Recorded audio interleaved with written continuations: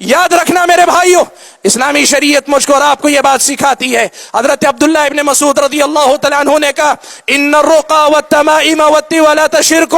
اللہ کے نبی صلی اللہ علیہ وسلم نے کہا کہ غیر شرعی جو رقیہ ہوتا ہے، والتمائم اور جو تعویذ لٹکائے جاتے ہیں، والتوالا اور ایسا تعویذ جو کسی کو اپنی طرف مائل کرنے کے لیے، بیوی شوہر کو مائل کرنے کے لیے بناتی ہے، کہا شرکن، یہ شرک ہے. حضرت عبداللہ ابن مسعود رضی اللہ تعالیٰ عنہ نے کہا. بعض لوگ بسا اوقات ایک بات کہتے ہیں کہ یہ جو تعویذ ہیں لگانے کے بعد ہمیں شفا مل جاتی ہے، ہمیں سکون مل جاتا ہے، ہمیں تسلی مل جاتی ہے. حضرت عبداللہ ابن مسعود رضی اللہ تعالیٰ عنہ نے اس کی بھی وضاحت کی، اس کا بھی جواب دیا.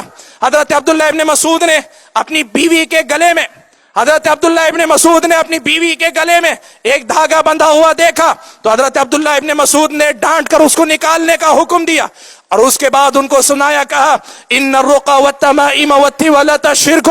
اللہ کے نبی نے کہا ہے کہ یہ جو رقیہ غیر شرعی تم کرواتی ہو جاہلیت کے طریقے پر، یا پھر تعویذ لٹکاتی ہو، یا تیوالا شوہر کو مائل کرنے والا خصوصی تعویذ بنا کر لٹکاتی ہو، یہ سب شرک ہے.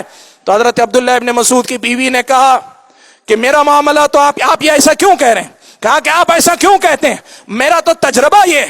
حضرت عبداللہ ابن مسعود کی اہلیہ اپنا تجربہ سناتی ہیں، کہتی ہیں کہ میرا تجربہ تو یہ ہے کہ میرے آنکھ میں ہمیشہ کچھ نہ کچھ چبھن محسوس ہوتی تھی، میری آنکھ میں ہمیشہ کچھ نہ کچھ پریشانی رہتی تھی.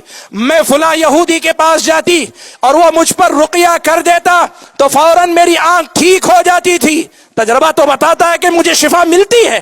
حضرت عبداللہ ابن مسعود رضی اللہ تعالیٰ عنہ نے اپنی بیوی کو سمجھایا، اور یہ جواب صرف بیوی کو نہیں پوری امت کو سمجھایا. حضرت عبداللہ ابن مسعود نے کہا کہ ذاک شیطان، کہا کہ اے اللہ کی بندی، وہ تیری بیماری نہیں، وہ شیطان تھا جو تمہیں آ کے ستاتا تھا، وہ شیطان تھا جو کچوکے لگاتا تھا. اور جب وہ آدمی تم پر رقیہ کرتا تھا تو شیطان کچوکے لگانے سے باز آ جاتا تھا. کیوں؟ تاکہ تمہارا ایمان اس پر بڑھ جائے اور تمہارا اعتقاد اس پر بڑھ جائے. میرے بھائیو، قرآن و سنت میں جو تعویذ تعوذ کے راستے بتائے گئے ان راستوں کو اپناؤ، ان تمام چیزوں سے اپنا پیچھا چھڑاؤ. اور بھائیو، یہ جو دین و ایمان کی بنیادیں ہیں یہ دنیا میں سکون و اطمینان کی زندگی دیتی ہیں اور آخرت میں کامیابی سے ہمکنار کرتی ہیں. اس لیے ان بیماریوں کی آڑ میں اپنے ایمان اور عقیدے کو متاثر ہونے سے بچاؤ. اپنے ایمان اور عقیدے کو متاثر کرنے والی جو باتیں سماج میں رواج پا رہی ہیں ان سے اپنے آپ کو دور رکھنے کی کوشش کرو. میں اپنی بات کو مختصر کرتے ہوئے اللہ تبارک و تعالیٰ سے دعا کرتا ہوں کہ اللہ تعالیٰ مجھے اور آپ سبھی حضرات اور خواتین کو یہ جو کاروبار ہے اس سے دور رہنے کی توفیق عطا فرمائے، دین و ایمان کی حفاظت نصیب فرمائے. جن سے، جادو سے، نظر بد سے، ان تمام کے شر سے اور ان کے علاج کے نام پہ انسانوں کے جنوں کے شر سے اللہ تعالیٰ دین و ایمان کی حفاظت فرمائے، ہماری آل و اولاد کی حفاظت فرمائے. اللہ تعالیٰ جب تک دنیا میں رکھے ایمان اور اسلام پر قائم رکھے، اور جب اپنے پاس بلائے تو ایمان کی حالت میں بلائے. آمین. وآخر دعوانا الحمد للہ رب العالمین. والسلام علیکم ورحمۃ اللہ وبرکاتہ.